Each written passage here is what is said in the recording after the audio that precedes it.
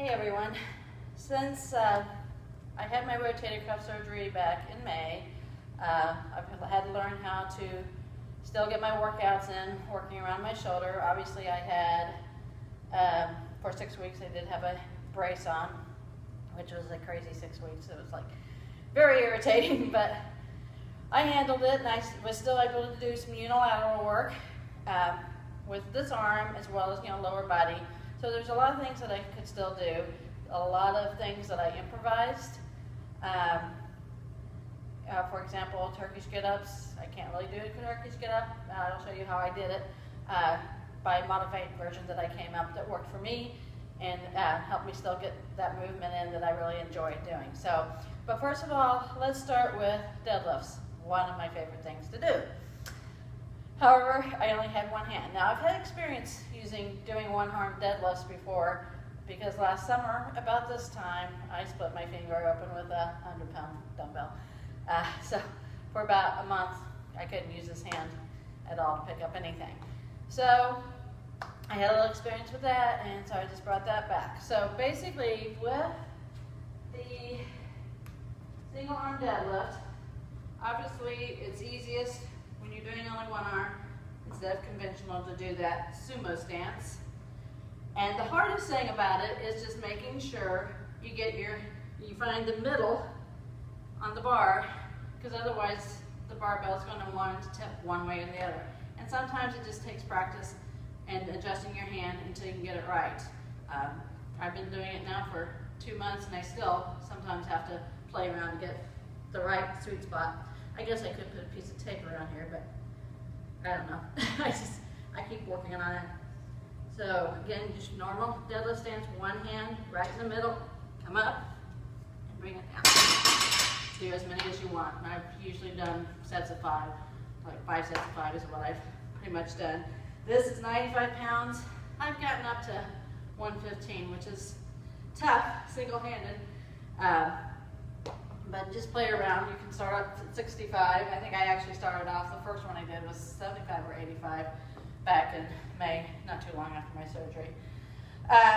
Another thing, like I said just a little bit ago, is the Turkish get-up. I love the Turkish get-up, one of my all-time favorite exercises next to the deadlift. But I can't right now, still, even though I don't have my brace on anymore, I'm still limited with weights. I can right now only use the 3-pound Tracy Anderson weights, but that will be soon. We'll be going up in the weights.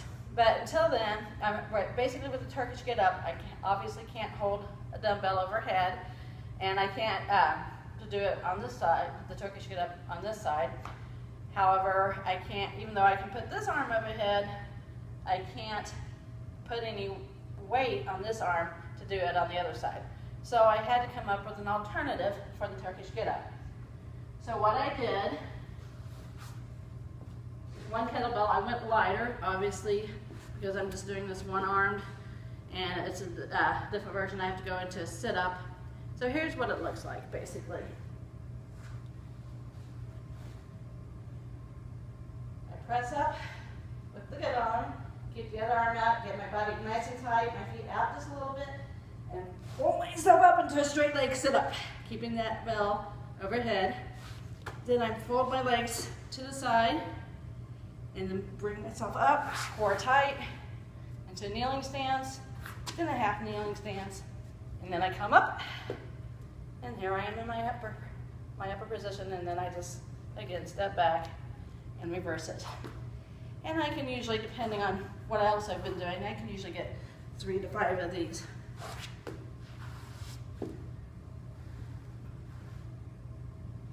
So that's my single arm modification for the Turkish get-up. As you see, I do use a lot of kettlebells. I use dumbbells too, and obviously barbells, suspension trainers, which I'll show you in a second. But my first, well, no, not my first love, but my main squeeze is kettlebells. So obviously, I'm not, I think I could probably do 2-handed swings right now, lighter weight, but I'm listening to the doctor, listening to the physical therapist, and waiting for their okay before I do some of those moves, because I don't want to undo what they've done in there. I had 4 screws put in, and I don't want to undo anything. So even though I think I could probably do more, I'm going to listen to the doctors and the physical therapists. So in the meantime, for my swings, one of my favorite things to do is just doing single arm swings, just keeping this arm out and doing my single arm swings. Okay. I can also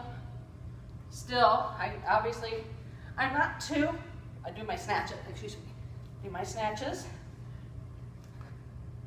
I'm not too worried about, this arm is going to get stronger. This arm is, I'm just doing body weight, I'm doing range of motion, just light weights. But this is my dominant arm, the one that's injured. So I've been told, I can't really explain all the signs, but it's going to catch up and it's going to come back pretty quickly, especially since I was already pretty strong going into the surgery. I could bench 120 pounds, so went into the surgery pretty strong. It's probably not going to take a lot of time getting back into it once I do it gradually. It's going to take a while though, because again, I got to do it gradually so I don't re-injure or undo all that's been done. Another thing I've been doing, and this is my lower body, but using the weight here, instead of doing a goblet squat, I've just been doing a front rack squat with my good arm, holding the kettlebell with my good arm, and squatting. So I can get those in. I can even hold a front rack, put my leg up on a bench, and then do the Bulgarian split squats as well. So that's something I've been able to do. Trying to think. Unilateral carries. Eric Cressy, Tony Gentlecore, Nick Tumanello always talk about doing not just two-handed carries, but unilateral carries, because it really forces, unilateral is going to really force you to keep that core tight. So I usually get my 24-kilogram puppy here, which has a very, very thick handle, and we'll really work on trying not to bend this way or this way, but to keep my core tight, shoulders back, and walk for my carries. So that's something else that you can do while recuperating whatever is going on with you, whether it's shoulder, wrist, carpal tunnel, elbow tendonitis, whatever the problem is, working around it. That's what my focus has been on the last couple months, is working around my issues so that I can still get a good workout in. I'm going to turn this slightly so you can see my suspension trainers. Love my suspension trainers. So here is, I have been with the doctor's or the physical therapist's approval, not very deep, not very much body weight, but I have been doing some rowing like this to help work on my scapular stability, which will help me as I do gradually get to work on increasing the strength in this arm. So I've been doing some of those.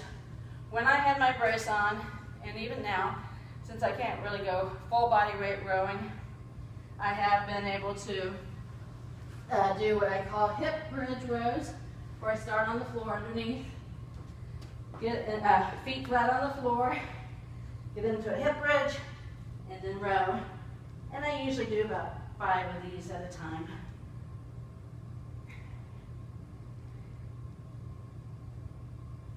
Just like that. So, those are a few of the things. Again, I can do my kettlebell rows, but this arm, I can go ahead with a 3-pound weight and work on my rows on this arm. Hopefully, by next week, I might be able to graduate to 5 pounds if the physical therapist approves. I've also been able to use my glute ham raise, hold a bell or kettlebell straight down, or just hold a dumbbell to my chest with my good arm and do my glute ham raise. It's on the glute ham raise machine. And of course, then there's all your cardio stuff. Squat jacks, I love those. There's lots of things you can do. Stair runs. If it's not too hot, I can go outside and sprint, but yeah, it's been heat indexes of 102 to 105, so not doing too much of that right now. Oh, one thing on the deadlifts too, single arm deadlifts, you can also do a Jefferson. I saw Jennifer Blake last year when I had my injured finger showing a single arm, again, Jefferson. So you could do regular sumo or you could do a single arm Jefferson deadlift. Again, just finding the right place. So that's some things. Again, you can use kettlebells, dumbbells, whatever equipment you have. Hope that helps. This is for you, Brenda. Hope your doctor's appointment goes well today. It's for you too, Helena. I hope I'm pronouncing your name right. I hope the shoulder is doing okay and that it's nothing any more serious and that you don't have to have any kind of surgery or anything. If you know anybody else that could use this video, please feel free to share it and let me know if you have any other questions. Talk to you later. Bye.